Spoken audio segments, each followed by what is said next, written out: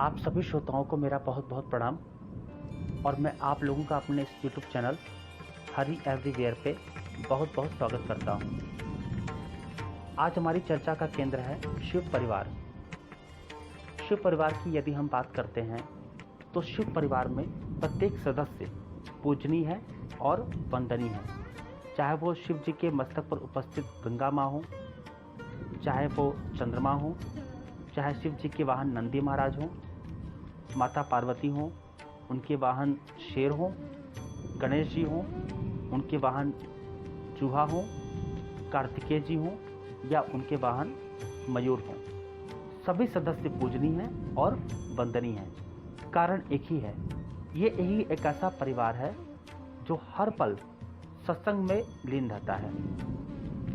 तो यदि हम शिवलिंग की बात करें तो शिवलिंग में शिव जी का समस्त परिवार उपस्थित होता है, लेकिन ज्ञान के अभाव में हमें शिव जी के ऊपर जल डालने का सही तरीका पता नहीं होता है। तो सबसे पहले हम इस बात को देखते हैं कि शिव जी का पूरा परिवार शिवलिंग में उपस्थित कैसे है। जहाँ पे शिव जी के ऊपर जल डालने के पश्चात जो धारा जहाँ से गिरती है उत्तर दिशा की ओर, तो उसमें जहाँ से वो धारा गिरती है सबसे जो दाहिना भाग है वो गणेश जी का भाग बताया गया है।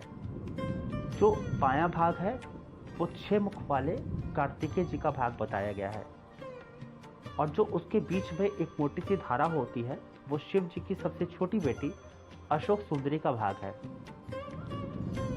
जहाँ पे शिवलिंग उपस्थित होता है कटी भाग में, वो पार्वती माँ का हस्त कमल बताया गया है, और उसके ऊपर शिवलिंग ही होता है। और उसके ऊपर अगर हम गौर करेंगे, शिवलिंग के ऊपर एक जल की धारा जहाँ से निकलती है, उस जल धारा में शिव जी की 5 बेटियों का स्थान बताया गया है। जलाधारी में 5 धाराएं जो गिरती हैं वो शिव जी की 5 बेटियों का स्थान है। उनके नाम हैं जया, विषहर, शामिलबारी, देव और दोतली। ये निरंतर शिव जी को जल क्रीड़ा कराती रहती हैं।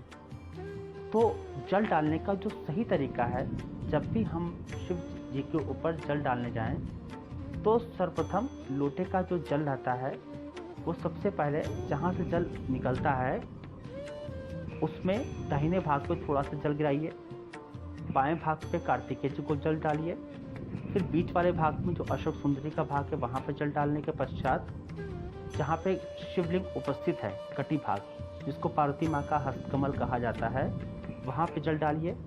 फिर शिवलिंग के ऊपर जल डालिए। शेष बचे हुए जल को जलाधारी जो होती है उसके ऊपर डालिए। इस प्रकार जल डालने पर शिव जी उस जल को समस्त परिवार सहित उसको ग्रहण करेंगे। आपके जल का पूर्ण समर्पण हो जाएगा। फिर आपको अलग अलग माता पार्वती, गणेश जी या कार्तिकेय जी, इनके ऊपर जल डालने की आवश्यकता नहीं रह जाएगी। तो आशा करता हूँ कि आप लोगों को ये वीडियो पसंद आया होगा। यदि आप लोग को पसंद आया हो तो इस वीडियो को लाइक, शेयर और मेरे चैनल को सब्सक्राइब कीजिए। आप लोगों को मेरा बहुत बहुत प्रणाम। जय श्री राम, जय जय महाकाल।